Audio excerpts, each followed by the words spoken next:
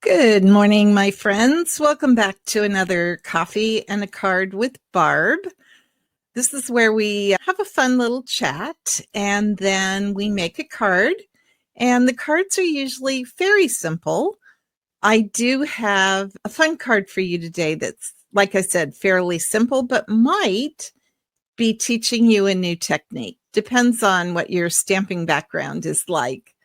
All right, my friends, here we go. Today we are using the Perfectly Pears Stamp Set, not the bundle, just the stamp set. This is going to be a very, very easy card, but I wanted to take you to the next step from last week's lives where I did watercoloring with markers. This time I'm going to show you something that I'm sure you already know, but I just thought it would be fun to add this. So we are starting with a piece of Lost Lagoon cardstock, just half a sheet. And then we've got our white insert. Let me go ahead. This is just a quarter sheet of cardstock. Way too much in that corner. All right. So I am going to insert this quarter, a little bit less than a quarter sheet of white inside our Lost Lagoon cardstock. All right. So that part's done. Then we have a piece of the beautiful gallery designer paper. There's the beautiful side. And here's the side we're using today. Isn't that pretty, guys? So pretty. And I'm just going to glue this down. I want it a little bit higher at the top than the bottom. Now, I've already stamped the thank you just because I don't really know why I did that. And this is where this is going to go. So I'm going to move this out of the way. I have a circle cut with the Stylish Shapes dies, and the measurements are in the tutorial. I have an old olive ink pad, and I am going to stamp the outline image of the two small pears. And I am stamping it in old olive. And I want it towards the top of the circle. I don't think I did that, though. It's at the bottom. That's okay.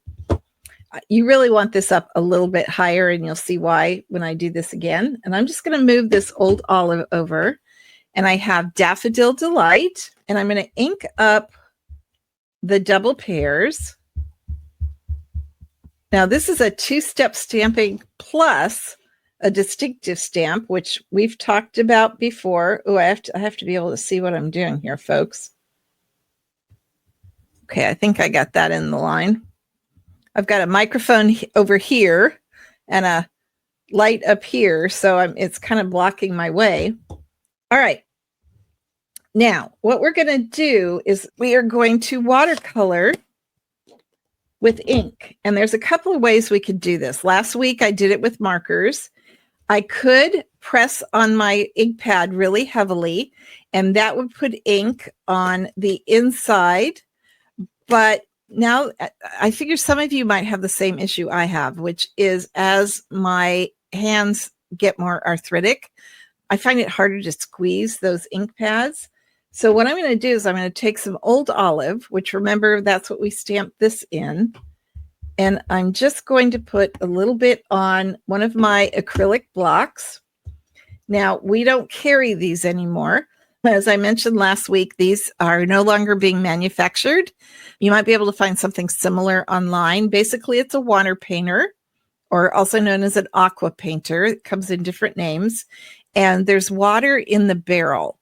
I love these. So if you guys have a set of these, hold on to them, because it's very easy to squeeze the water out of the barrel. So this is what I will be using. However, if you don't have a water painter, aqua painter, get yourself a spritzer. You can use one you already have. You don't have to buy a new one. And just take your spritzer, spray water on here.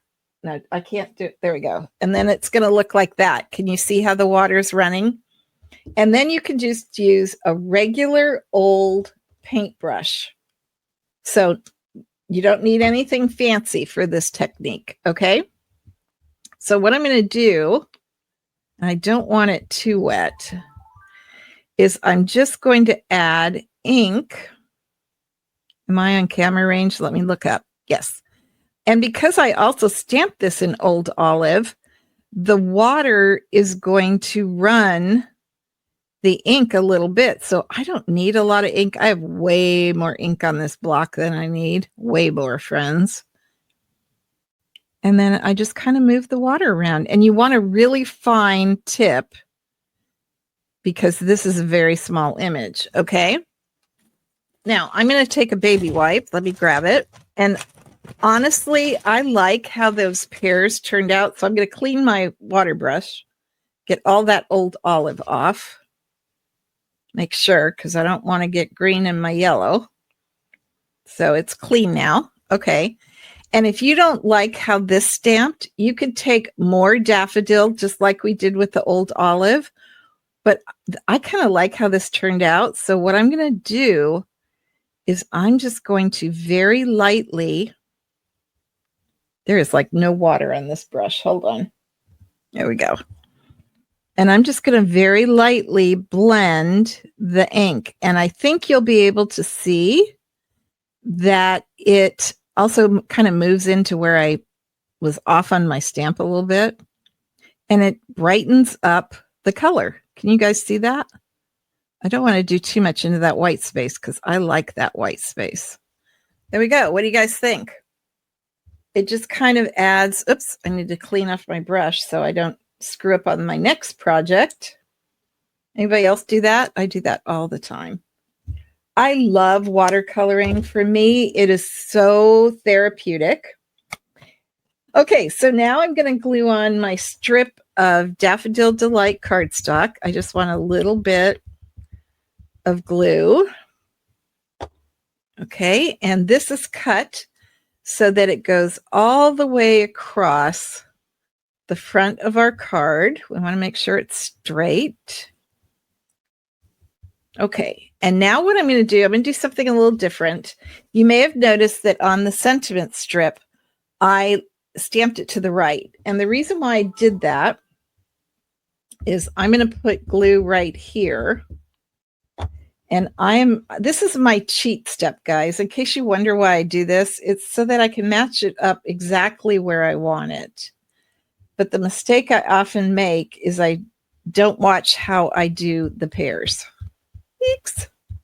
There we go. And now I'm going to bring in my Stamp of Dimensionals, and I'm going to put one here.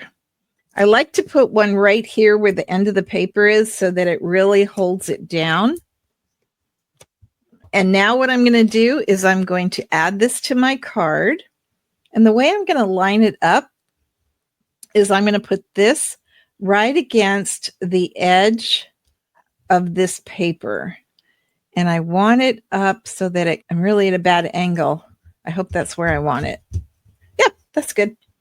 And there we have it, my friends. So there's the outside of the card. Here's the inside of the card. If I wanted to, I could stamp another set of pears down here.